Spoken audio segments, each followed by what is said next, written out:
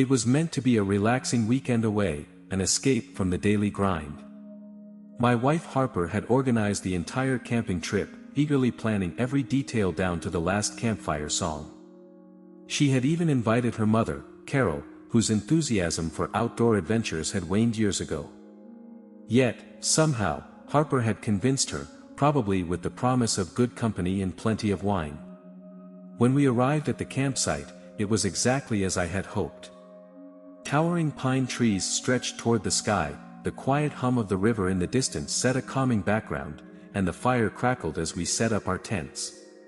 Carol, already laughing and buzzing with excitement, had broken open a bottle of wine before we'd even finished pitching our tents. I chuckled, thinking about how this would be a long night, but didn't realize then just how unusual the night would become. As the evening wore on, laughter and chatter filled the camp.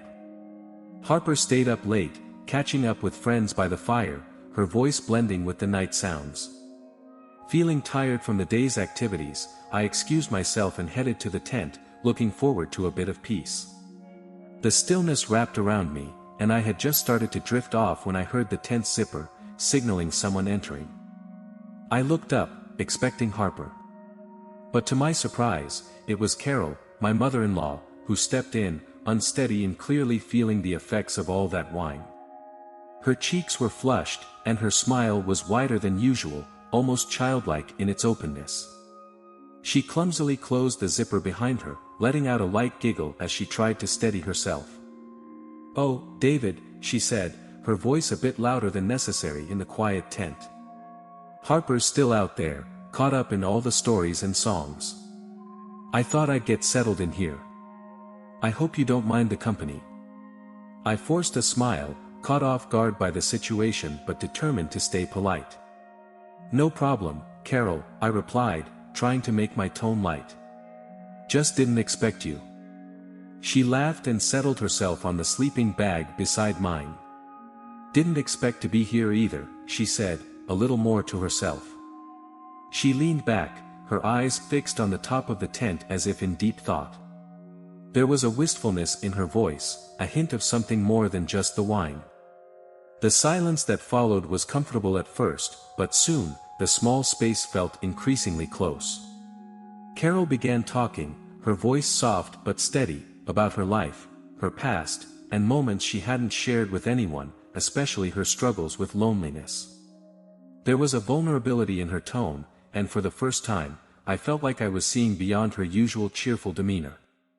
"You know, David," she murmured, her gaze drifting over to me, "it's strange, feeling like you're surrounded by people but still, so alone." I nodded, feeling an unexpected pang of sympathy. The words she spoke felt intimate, like secrets meant for someone she trusted.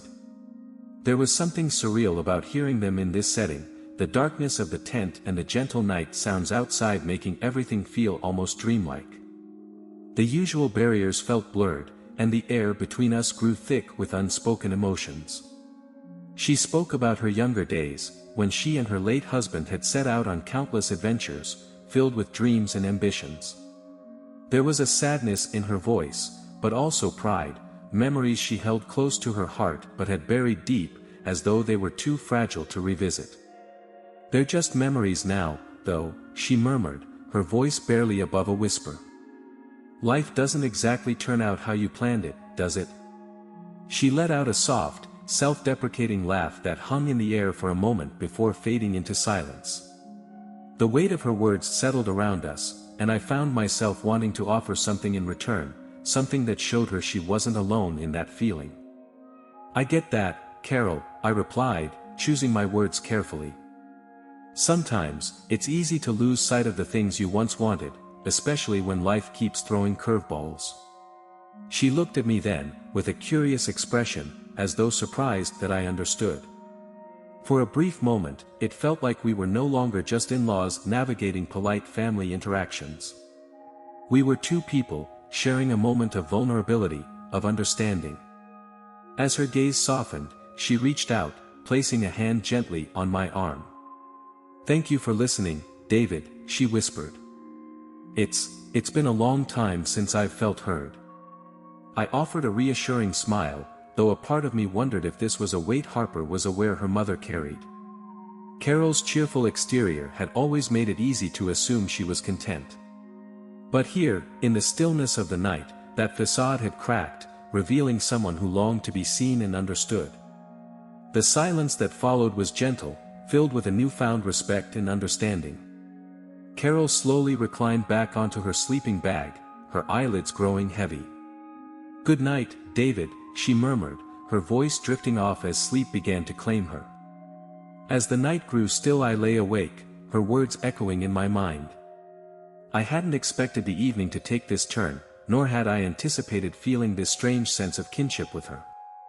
Her quiet revelations had opened a door to a part of her life I'd never seen, a vulnerable side that felt oddly familiar. It was as if I'd glimpsed a secret map to someone I thought I knew well but had barely scratched the surface of. I turned, listening to her soft breathing.